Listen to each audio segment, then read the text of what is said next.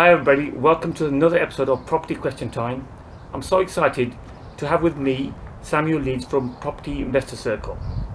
Now Samuel is known in the property world for having a portfolio worth over £1 million at the age of 21 and for his amazing charity work. So welcome Samuel. Thanks man, thanks for having me on the show. No problem at all. So Samuel, first of all I want to thank you for inviting me to your lovely home. I know you, like the people I interview, you are super busy. But I know that you've got a message to share. You've got a fantastic story, and I want the audience to hear it. Okay, so let's go back to the beginning. For being a property millionaire at the age of 21, it's a fantastic. For me, it's a fantastic achievement. So. What I want to know, without sounding like a psychiatrist, so tell me about your childhood. What got you there? Yeah, well, really, I think that it's really important. If you ask anybody that's been successful, it's not an accident. Yeah. It always starts with their why, yeah. their reason, their motivation. And there's an old saying that says, "If there's a will, there's a way." Okay. And for me, when I was 17, my church sent me on a mission trip to India. Okay. And I was going around Punjab. All right. Working with a charity called The Voice Asia. Right. Okay. And that really gripped me for travel and also for mission. Right. I don't believe in communism, but I believe in generous capitalists. Okay. At the time, I didn't have much money. Right. Okay. And I just had a short amount of time. Yeah. After that, I went to Africa, went around Tanzania, Kenya, Zimbabwe, Zambia. Right. Again, working with charities like Compassion. Okay. And helping kids that haven't got much at all. Right. When I got back to England, I just thought, wow, there's so much opportunity here. There's so much, there's so many mentors. There's so many networks. Okay. There's so much information. I need to make the most of this. Right, yeah. So I went to a property investors network, met Simon Zushi. Okay. Yeah. And I guess, Simon Zushi, and he really took me under his wing and taught me some formulas around property investing, which I implemented. But my reason was because firstly, I realised how fortunate we were in a country like England with the opportunity, and I just saw that. Yeah. And I believe that your calling, your purpose, is what you see. Right. And if you see a need for something, or if you see a gap in the market or an opportunity, then that is because you were created to go do that. Wow. Can I just confirm? Okay, when you felt, I know you were sent by your church, but when you felt that calling that you knew, how old were you then? 17. Wow. Okay. Right. Okay. It's amazing, that is. So you saw the opportunity. You had some training. And would I say, did Simon become your mentor? Or? Yeah, I mean, Simon was really helpful. Yeah. Simon opened my eyes to a lot of things. Simon spent time with me on the phone. Yeah. And obviously Simon's got different training courses and programs, which I was fortunate enough to receive some of. And there was other people and other mentors, but I always have to give Simon credit because he was the person that, really introduced me to property investing. Okay, right, yeah, okay. I mean, I believe in, every time in every interview, I always give credit to my mentor. I was by Rob Moore, and I think you do need mentors because you don't know what you don't know. Yeah. So would it be safe to say that you weren't born with a silver spoon? Wasn't born with a silver spoon in your mouth? As in being very rich, were your parents were rich? Okay. No, my parents weren't rich. Okay. No, right. I mean, just average. Average, okay. So it wasn't the like sometimes I studied a bit of John DeMartini's work, where people are driven by some voids. So would you say you weren't poor either, extremely poor either? Well, we went from comfortable, normal, semi-detached house to poor. Yeah. Okay. Where I was living with my mom as a single parent. All right. Okay. No, not enough money to afford carpets. Right. Okay. And then back to sort of comfortable again. So it was a bit of a journey. Right. Okay. But I'd say quite average. Everything, all my property training, everything that I did, it was all funded through my paper rounds as a boy. Right. Okay. Right. So Okay. Right. I had no privilege. I never got pocket money out to work for my money as a kid. Oh, see. Okay. Right. Okay. And wash cars, do paper rounds, Right. sell little magic tricks at school. Wow. Okay. Okay. And So. at 16 years old, I had a fair few £1,000 from paper rounds and stuff. Wow. Okay. Okay. So, did you? I think I know this anyway, but for the audience, you didn't have any formal education. You didn't go to university, did you? No, I finished school at 16. Wow. Reasonable grades. Yeah. Not good or bad. Quite average. A's and a couple of A's and B's. Right, And okay. GCSEs. Really had to try. I'm Okay. not a natural academic. Okay. Right. I was told when I was 14 I wouldn't get any GCSEs in anything. Oh, see. Okay. But did you get some in the end? I did get some. I got some, but I was concentrating too much on those paper rounds. Right. Okay. Right. Okay. But I think maybe you saw something that created your entrepreneurial spirit. I just used to love watching my money grow. Right, okay. Even from a kid. Right, okay. 14 years old. Every day I used to. My bank manager Yeah. thought that I was a drug dealer. Did you have an account? I had a, you know, at my bank I was at Bradford and Bingley. Right, okay. I used to walk past it every day on the way back from school. Right. And I'd put my money the little magic tricks that I'd sold at school, or Right. car washing money, paper round money. I'd put it into my bank, and Right. I'd have this little booklet, and every time I put money in, they'd add money, and I just loved watching that. Before I had a bank account, I used to iron my money. Wow. Okay. Right. Okay. Wow. Okay. Yeah, I've always really liked money. Right. Okay. And that was a problem because when I became a Christian, Right. my church were like, "No, you can't love me. You can't iron your money." Yeah. You know, Yeah. as good boy Christians, money's not important. Yeah. What's important is what happens after you die, your spiritual side of things. Right, yeah. And there's this real divide between the spiritual Yeah. and the natural. Yeah. Yeah. But actually, yeah. I don't believe there is a divide. Because would you say? 'Cause I've heard this from some other people as well. What people think you can't be spiritual and successful at the same time. Yeah. But you know, I know people I know who are very successful that are also very spiritual as well. But you didn't see any divide in that. You thought I did. Yeah, oh, you did. I Okay. became a Christian at 17. Okay. And I thought, oh yeah, money's not for me. I'll be a monk. No, not a monk. Right. But money's not for me, and that's why I went off to these different countries. But then I realised actually that you can't help the poor by being one of them. Yes. Okay. And Yeah. money's not good or bad. Money's Yeah. just a tool. Yeah. And I believe as a Christian that God wants you to make lots of money, Okay. Yeah. but it's about what you do with that. With the money. Yeah. Okay. Right. Yeah. That's correct. So I had a mind shift. Okay. I went from loving money to despising money to loving what money can do All right. Okay. and being a generous capitalist. And did somebody guide you? Because again, I can see things like turning points in your life there. You know, loving money, not loving money, and then again going back to appreciate what money can do. Was somebody again? Did you have a mentor there? Somebody guiding you? Or I've had many mentors. Okay. I don't think you can have one life mentor. I agree. Yeah. I think you need a property investor mentor, you need a business mentor, you need Yeah. a life coach, you need a fitness mentor, Yeah. you need if you like to play musical instruments, you need a mentor who can teach you musical instruments. Yeah. So I've had many mentors. Yeah. I've had spiritual mentors, I've had physical mentors. The physical mentors obviously aren't great. Right. Okay. You were fired. Yeah. Yeah, exactly. Yeah, they're fired. You know, so I've had many mentors. Yeah, and I've Okay. had mentors that I've meet regularly with on a regular basis physically, and then I've got mentors that died many years ago, Yeah. but I read their books. Yeah, who yeah, I yeah. also consider mentors. Yeah. Jim Rohn. Yeah. Same here. One of the mentors as well. Jim Rohn, Yeah. one of my most influential mentors. Very spiritual. Yeah. Yeah. Died a few years ago. Fantastic guy. Yeah. Fantastic. His philosophy about business and about life and about personal development completely changed my life. Yeah. Okay. And then I had mentors who were pastors, Right. and preachers, and I went to spend 3 years at Bible college.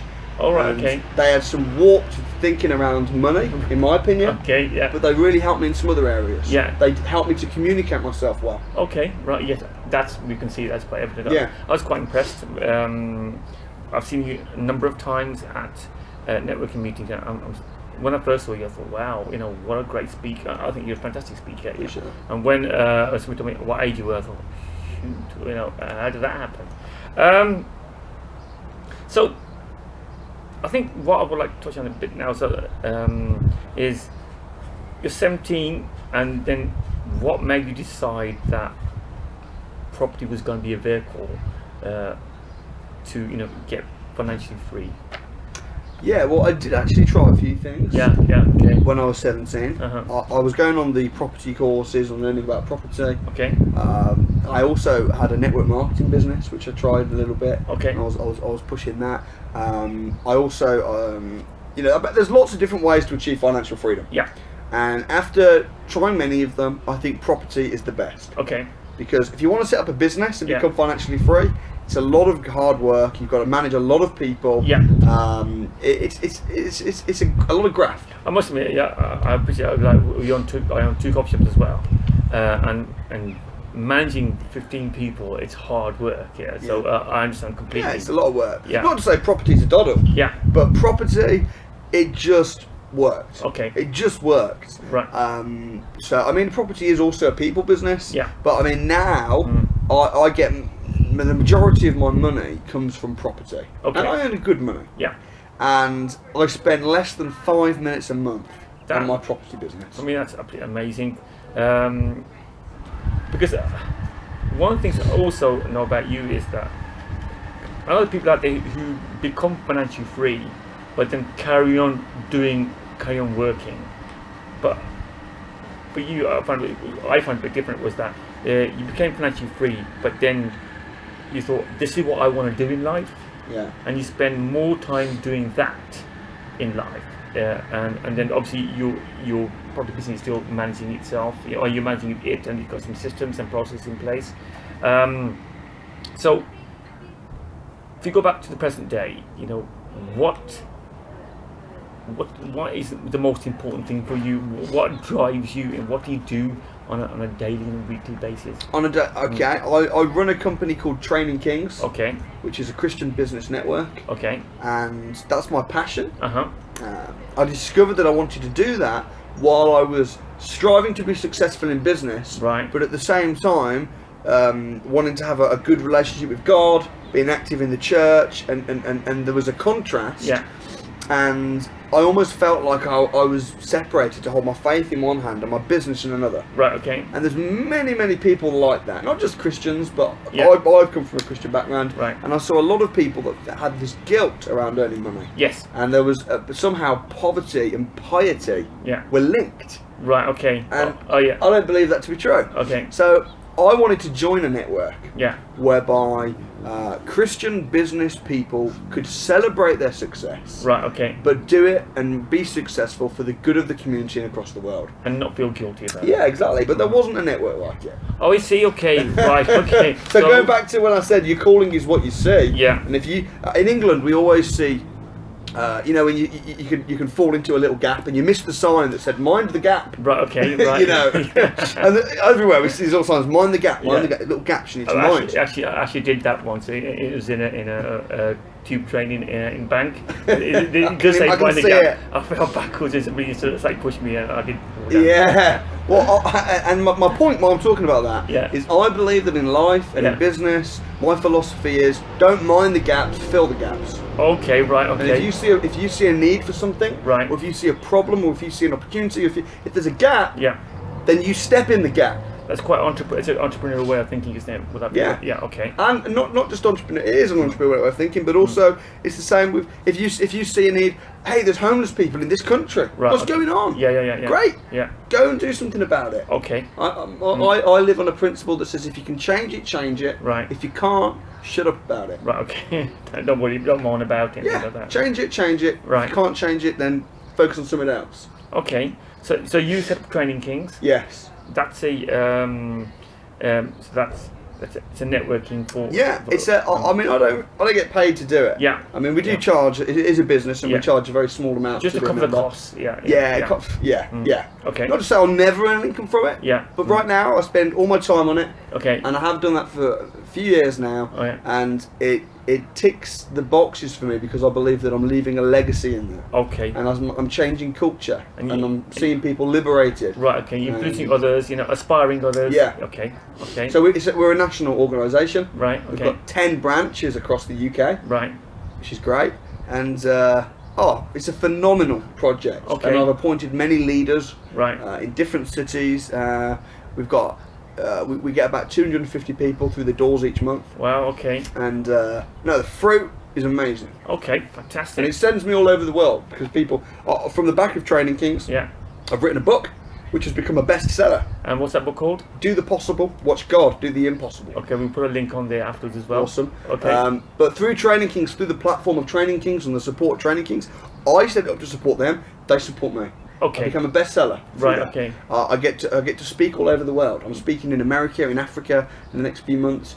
From the back of what I'm doing with Training Kings. So it's not only am I helping supporting others, but it's actually I believe that you reap what you sow. Right. And Okay. if you sow into people, then you'll reap. Right. And there's a it's not to say I'm woe to me, I'm giving and I'm getting nothing back. No, I'm living a good life. Right. Okay. Because I follow you on Facebook. Yeah. And I have to say I'm here, and then a day later you could be making a speech somewhere else, totally other side of the country, and so I'm out here making a speech. And I thought, wow. So Yeah. I follow you. So that's Training Kings. I also know that one of your other passions is charity work as well. Yeah. And it's not just in this country, it could be anywhere. Can you tell the audience a little bit about your charity work? Yeah, sure. So, I mean, I run an organisation called Good News All Round. Okay. And we bring clean water into rural parts of Zambia. Right. So we're going back. Well, last time we went, last year now, we dug a well in a rural part of Zambia where they were currently walking 2.5 miles Right. Okay. to drink out of a dirty river. Right. Okay. There's disease, there's illness, and it was causing all kinds of problems, diarrhea. Okay. So we did a well there. We're going back again to do a report on that. Okay. And to do another one. Brilliant. Okay. So and also I want to set up a Training Kings in Zambia as well. Oh wow. So because I think there's a lot of personal development that needs to be done out there. Right. But you can't. They say you can't push a piece of string; you need to pull it. Right. Yes. So Okay. So I don't want to go out to Zambia, do a Training Kings, and say, hey, you should be looking after the community, and then I'm not doing anything myself. Right. Okay. So we do a lot of charity work. Okay. Right. Not just because we want to lead, but also because, I mean, if someone's thirsty, go give them a drink. Right. Right. Why not? Yeah. Okay. Okay. And why Zambia? What's your connection with Zambia? Is it Well, my wife is from Zimbabwe, which is next door from Zambia. Okay. Yeah. So she's born and bred there. Yeah. I've spent much time in Zambia. I've done mission trips out there. I've worked in schools out there. Okay. I love the people, love the culture. Every time I go, I come back changed. Right. Okay. You go to impact the people, but the people impact you. Right. Okay. Okay. So that's great. Wow. Same with India. Yeah. Okay. But yeah, I love Zambia, and I Alright. take teams out as well. So last year we took a team out. We're taking a team out again from England for that very same reason, that we bring people out. They go to help, but I watch from a distance, excited to see them have their lives changed too. All right. Okay. Fantastic. Because as you go to help, and Yeah. there's just so much, there's so much joy. There's so Okay. much joy in Africa. Right. Okay. Um, It's a shame because I think we, I include myself in this as well. When I used to watch the news, all you would see is the negative parts, the poverty and the war and things like that. Yeah. But you've seen past that and seen joy in it, how it's affected you as well. See enjoy where, sorry? Enjoying Zambia. Yeah, I mean, there's a lot of misconceptions Yeah. around Zambia and other countries in Africa, which is, it's just poverty everywhere. Yeah. But actually, Yeah. Zambia and Zimbabwe are Yeah. very rich countries. The Okay. distribution of the wealth isn't great, Okay. but there's a lot of business opportunities out there, and I love saying to people, I'm off to Zambia, what for? Business. Because Right. people think, business, what? But there's a lot of business out there. Okay. I can't help see that as an entrepreneur. Right. So yeah, I love Zambia. It's great. Okay. So I'd recommend anybody that's listening, if you've not been to Zambia, or if you've not been to Africa, especially, get I out haven't there. actually. Have you not? Yeah, Get out I there. travel a lot, but I've never been to Africa. Yeah, get out there. There's some beautiful countries. Just, I'm asking for a personal point of view as well. So when you started your property journey, I can imagine you come across quite a few hurdles. Yeah. I think even for the audience that some people might say, "Oh, you're not experienced enough. You're too young to get a mortgage. Yeah. You didn't have enough money to get a mortgage," etc. Like that. So how do you overcome those hurdles? Good question. You know what? A lot of people I speak to today, they say, "Oh, I couldn't be a property investor because I've not got enough deposit, or I've not got this, or I'm not experienced enough." I'm thinking, hey, when I started, I was too young to get a mortgage. I had no money. I had no experience. No one would take me seriously. I had everything going against me, and to top it off, I got into property investing in 2007, which was just before the recession. So everything's going against me. Yet within the space of 4 years, I became financially independent. And accumulated quite a decent property portfolio. So what advice would you give? So to me, those are setbacks, or potential setbacks. So what advice would you give to the people? First thing I would say is I would say that you are able. So often you can talk yourself out of something. You can always find a reason why not to do something. But it's about finding a reason why you can do it and why you should do it. It's a mindset thing. Secondly, I had to learn to get creative. Super creative. So there are ways. I mean, we haven't got time in this interview to go into it, but there are ways where you can buy property without having to use any of your own money.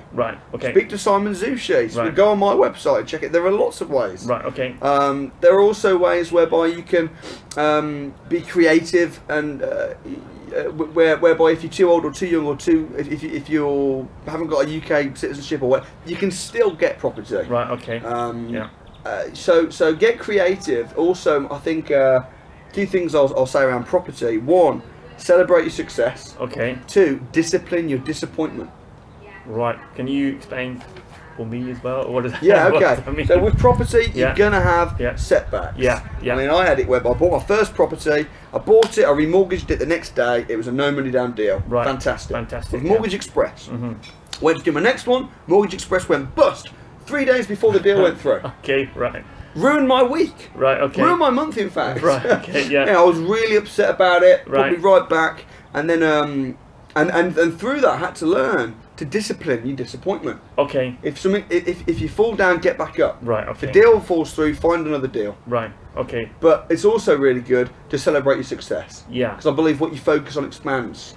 And if you have a success, go out for dinner, celebrate, tell the world, take video footage of you buying that property and put it on Facebook. I do that even still. Celebrate it.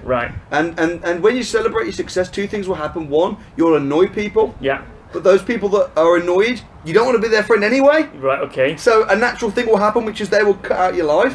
Secondly, people will celebrate with you. And those are the people that you want to be your friends. And you will inspire them as well. Exactly. And also, you inspire them. Your success breeds success. As you celebrate it, it becomes bigger. So I'm a massive fan of celebrating your success, but also discipline your disappointment. Take your emotions out of it. In property, it's all about formulas, not feelings. Fantastic. I'm quite fortunate that the people I've interviewed up to now, I know them. So I also like to bring that up. Maybe in the future it may change. So it's going. Do you remember how we first? We met at the Property Investor Circle. Which I used to every month. I say I spend 5 minutes a month on my property business. That used to be about an hour. Because every month I'd meet up with all my team. Your team, my power team. So my agents, my solicitors, my mortgage broker. We'd get together. How's things going? Have a chat for about an hour. And then I got to the point where I thought, I don't need to do this anymore. But I enjoy it. So what I'll do is I'll open the doors. So because people would always ask me, who do you use for this? Who do you use for that? Same old questions. And also they'd say, oh, how do you invest in property? Oh, can you put me in touch with someone doing it? Can you? And I thought, well, my property manager, she's got her own portfolio, and my mortgage, so I just said, you know what? Rather than us meeting at Calderfields Golf Club and just having a table, we'll just book a room. So we meet a beautiful venue, and I would open the doors up and just say, if anyone wants to come and hang out and just for a couple of hours, talk about property, mix and mingle, then come on down. And you heard about that, probably through Facebook. It was actually, we met very briefly. We went to a PIN networking meeting, and you were making speech there. That's when, And you mentioned that you were in Warsaw. And I'm down the road. I'm in Warsaw. Obviously, we're in Warsaw, by the way, as well. And then you said you hold a property networking meeting in Warsaw. I thought down just down the road from where I am. And so I went to that one. But what what made me laugh was that at the end of the night, it was a fantastic night, and you sat down and you went, okay, has anybody got any questions? I'm here as long as it takes. Anybody ask me questions, I'll stay as long as it takes. And I was there, and I remember putting my hand up. What's your nickname? I think you called me property question boy. Question boy. And I think that we went, probably till midnight the next day, and that's after that. It was for me, because it's 6 minutes. It's literally 6 minutes from my house. And from your house, it's only about 2 minutes from down. I live just yeah, I was surprised about that. And ever since then, I've been coming regularly. We always have a chit chat, and I also want to thank you for giving me my first slot for making speech as well. Yeah, no, you did really well. I wasn't there that night. But, yeah. I mean, we have informal speeches. So again, we don't. It's not like a big deal. We just we'll just say to one of the regulars, "Hey, do you fancy sharing your experience?" And Devinder did that, and you really impressed everybody. So. Thank you very much. Thank you very much. So we talked about the past. Talked about what's your mission right now. So just share for the audience what's the future hold. What's your vision for the future? Okay. I think it's really important to be ambitious. But to also be content. Okay. You're confused. Yeah, because I heard something similar. He said, "Don't be happy, be content," or "Don't be content, be happy." I can't remember which one it is. No, so basically, I am ambitious, but I'm also content. I live a good life. I've got a beautiful wife, lovely family, nice house, nice car, take lots of nice holidays. I'm really happy, and I'm really grateful to the Lord for the life that He's given me. Okay. But at the same time, I am ambitious for more. What do I want to do? Well, I want to take Training Kings. I want to have that so that we've got 20 branches across the UK in the next 12 months. Wow. Take it international. And really just leave a legacy and just say I've been blessed to be a blessing. Okay. So on the business side of things, continue with my speeches, inspire people, equip people to be able to be successful, so that they can be blessed to be a blessing. Okay. And then on a personal note, me and my wife would like to one day, hopefully God willing, have a family of our own. Okay. We've only been married a year. Oh wow. So. Okay. In fact, no, this is our anniversary this month. So, oh right. Okay. Right. So it's early days, but long term. Yeah. So and just really be somebody that my family love and admire. Okay. Somebody that and after I know I'm only super young. Yeah, you are.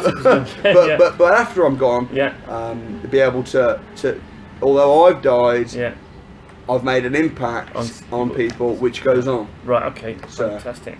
I think it's very important when talking to successful people to let the audience know that, like them, that you've had challenges as well. You know? So up to date, what has been your biggest challenge, and how did you overcome it? Oh, my biggest challenge, I think on a regular daily basis, my biggest challenge is having people that say they'll do something and then don't. Right, okay. That's the challenge. Oh, I'll be there and then they're not there. Or I'll pay this much for this house, or and then not doing it. That's an ongoing challenge. And how do you overcome that? I guess, how do you overcome it? Patience. Right. But also have a team of people and have friends and associates that have integrity. Right, okay. But that's difficult. Other challenge, rules changing in the property market. Yeah. So we've currently had a lot of changes, stamp duty, tax changes. That's always going to happen. Some good, some bad. I guess, how do you overcome it? By being fluid. Don't rely on one strategy. The people that make money in property make the rules. The Queen's got a large property portfolio. so I think that there's always ways around it, but have lots of strategies, be fluid. There are a couple off the top of my head. Right, okay.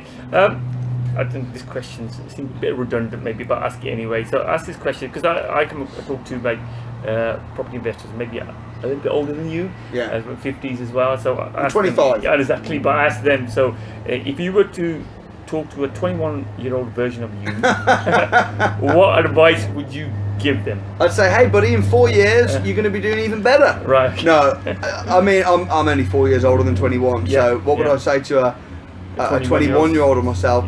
I think I couldn't say much more than, I don't know. I might be able to answer what I would say to a 14-year-old version of myself. Yeah, so maybe that's more possibly. relevant to you, I think, because so 21, 24, 25.